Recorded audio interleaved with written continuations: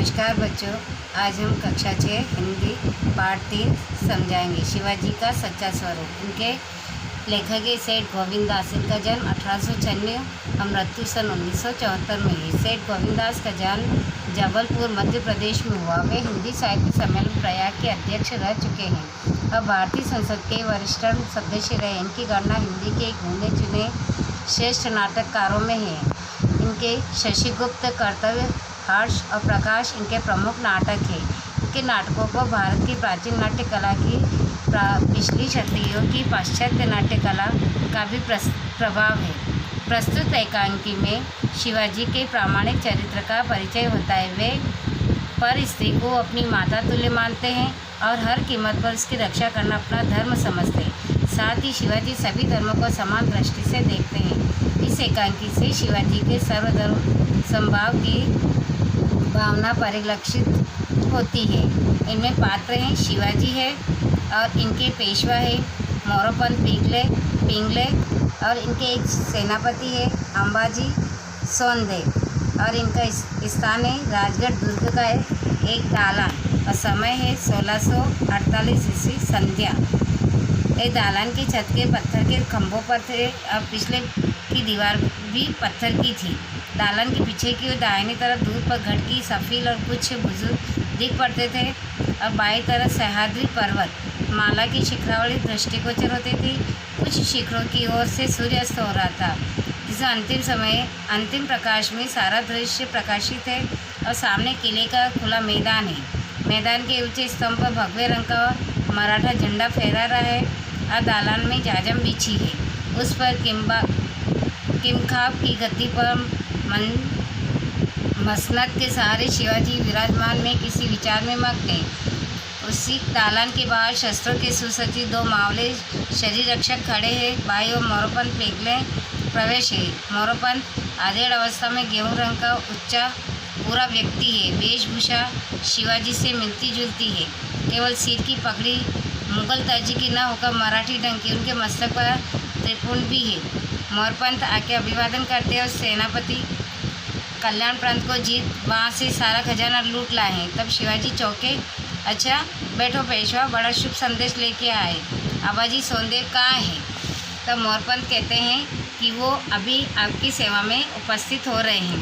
फिर कुछ ही देर बाद मोरपंत वहाँ आते हैं उत्सुकता से और उनके पीछे कुछ बड़ा भारी झुंड है और वो झुंड के उनके सिर पर एक भारी टोकरा भी है और पीछे एक पालकी भी है।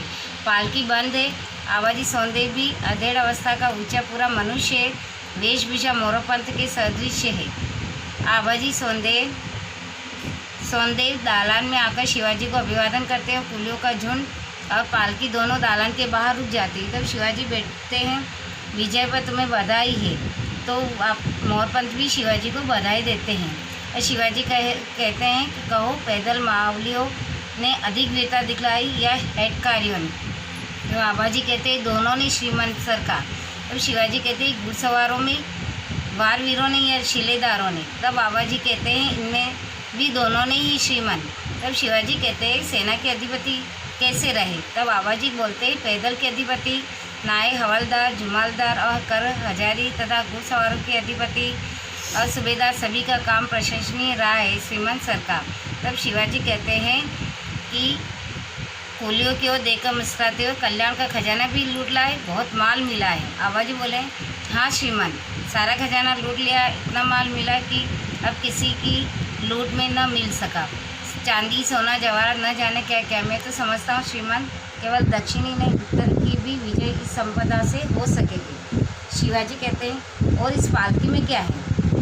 तो आबाजी बोलते हैं उस पालकी में श्रीमंत इस विजय का सबसे बड़ा तोहफा है, यानी भेंट है। तो शिवाजी कहते हैं अर्थात यानी इसका मतलब क्या है? तो आबाजी बोलते हैं इसमें सूबेदार अहमद की पुत्रवती के सौंदर्य का वृत्त, यानी उनकी सौंदर्य की चर्चा चारों तरफ है और उसी को मैं बंदी बना के लाया हूँ। तो शिवाजी की प्रसन्नता एकदम लुप्त हो जाती है और उनको गुस्सा आ जाता है और उनके गुस्सा आने पर वो उनके अलग ही मुद्रा में परिवर्तित हो जाते हैं और उनकी ये परिवर्तित मुद्रा देखकर मोरपंत शिवाजी के एकटक देखते हैं और कुछ देर निस्तब्धता से खड़े रहते हैं।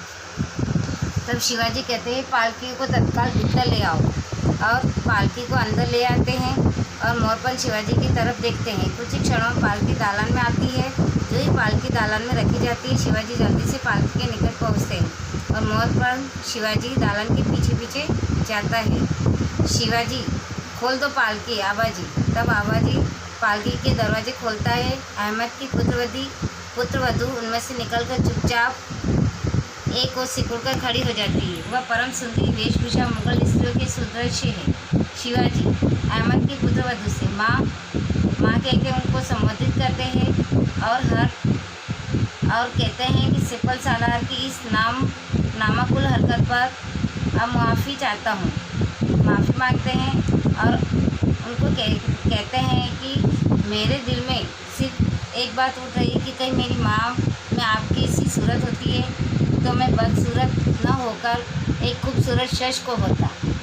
माँ, आपकी खूबसूरती में सिर्फ एक काम में ला सकता हूँ, उसका हिंदू विधि से पूजन करो और उसके इस्लामी तरीके से इबादत करो।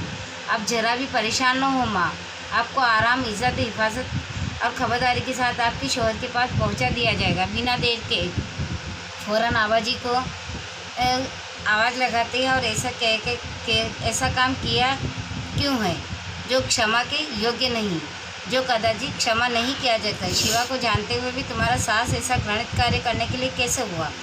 शिवा ने आज पर्यंत किसी मस्जिद की दीवार में बाल बराबर भी दरार न आने दी। शिवा को यदि कहीं कुरान की पुस्तक मिली तो उससे भी उसे सिर पर चढ़ाया।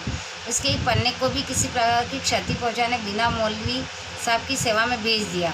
हिंदू होते भी शिवा के लिए इस्लाम धर्म भी आदरणीय है। इस्लाम के पवित्र स्थान, इसके पवित्र ग्रंथ सम्मान की वस्तु है। शिवा हिंदू और मुस्लिम प्रजा में कोई भेद नहीं समझता और उनकी सेना में मुस्लिम सैनिक तक है। वह देश में हिंदू राज्य ही नहीं, सच्चे स्वराज्य की स्थापना चाहता है और आतताइयों सत्ता का अपहरण कर उदार नेताओं के हाथों में अधिकार देना चाहता है।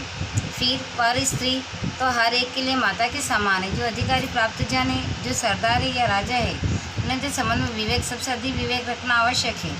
क्या तुम मेरी परीक्षा लेना चाहते हो? इसलिए तुमने यह कृत्य कि शिवा ये लड़ाई झगड़े, लूटपाट या व्यक्तिगत सुखों के लिए कर रहा है? क्या स्वयं चैन उड़ाना उसका उद्देश्य है? तब तो ये रक्तपात, ये लूटमार घृणित, अत्यंत घृणित कृत्य है।